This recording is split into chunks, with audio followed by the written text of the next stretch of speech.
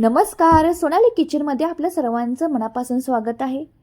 तर आपण घरच्या घरी ब्रेड पिझ्झा कसा बनवायचा हाच व्हिडिओ इथं तयार केला आहे मी. तर ब्रेड घेतला आहे, मोझरेला चीज आहे, बटर घेतला आहे, पिझ्झा सॉस, चिली फ्लेक्स, शिमला मिरची कट करून घेतला आहे, स्वीट कॉर्न, कांदा कट करून घेतला आहे, लसणाच्या पाकळ्यासुद्धा कट करून घेतल्या आहेत, त्यामुळे खूप छान फ्लेवर येतो ह्या ब्रेड पिझ्झाला. टमाटरसुद्धा कट करून घेतला आहे. तर सर्व भाज्या आपल्या ह्या कच्च्या आहेत, चांगल्या कट करून घेतल्या की ते कढईमध्ये भाजण्यासाठी टाकायच्या, कारण की आपण करणार आहोत तव्यामध्ये ब्रेड पिझ्झा. ओव्हनमध्ये काय होतं की खालून वरून दोन्ही साईडला ह्या भाजला जातो, तर तव्यामध्ये खालची साईडच भाजली जाते आणि भाज्या चांगल्या भाजत नाहीत किंवा कच्च्या राहतात. त्यासाठीच पहिल्यांदा ह्या सर्व भाज्या 5 ते 10 मिनटं चांगल्या भाजून घ्यायच्या. बटरमध्ये किंवा तुपामध्ये भाजल्या तरी सुद्धा चालतात.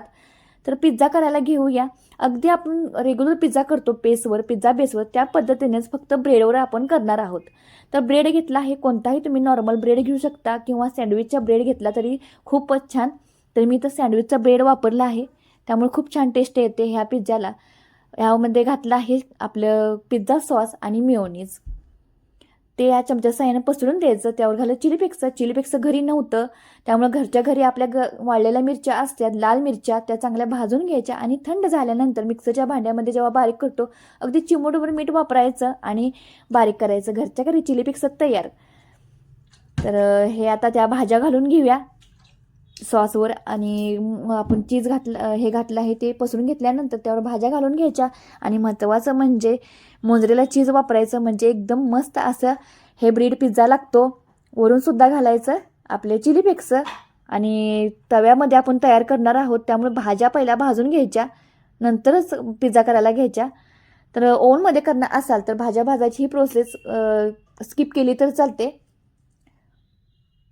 आपण तव्यामध्ये करत आहोत, तर तव्यामध्ये ठेवला आहे. 10 ते 10 मिनटं लागतात हा पिझ्झा तयार होण्यासाठी.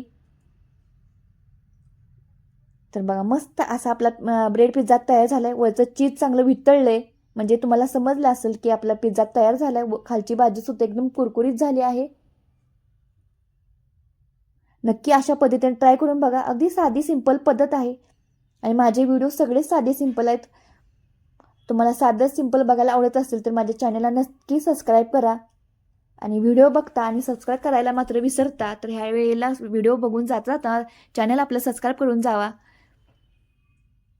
तर पिझ्झा तयार झाला आहे. घरच्या घरी ब्रेड पिझ्झा ह्या पद्धतीने नक्की ट्राय करून बघा. अगदी साधी सिंपल पद्धत आहे. मस्त असा पिझ्झा तयार. धन्यवाद.